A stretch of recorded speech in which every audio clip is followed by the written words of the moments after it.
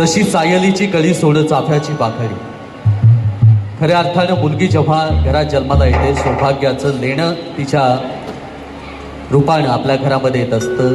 लक्ष्मीचं आगमन मुलीच्या येण्यानं आपल्या घरामध्ये होत असतं आणि लेक जेव्हा जन्माला येते वडिलांच्या मनामध्ये ज्या काही भावगंटा दाटून येतात ते व्यक्त होतात. चला नवरीचे मामा.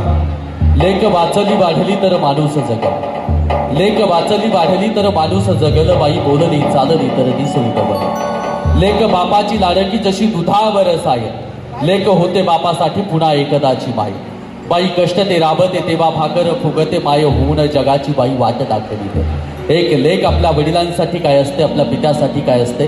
श्रमलेल्या बापासाठी लेक नारळाचं पाणी. लढणाऱ्या लेकीसाठी बाप बुलंद कहाणी. बाई संसाराचा पाया. बाई सृष्टीचं सपान. बाई उन्हामध्ये छाया. बाई प्रेमाची तहान. लेक वाचली वाढली तर माणूस जगल. बाई बोलली चालली तर दिस उगवल. बाई बोलली चालली तर दिस उगवल. लेक वाचावी वाढावी आणि खऱ्या अर्थानं या महाराष्ट्रातल्या त्रिभुवन हत्या कुठेतरी कमी व्हाव्यात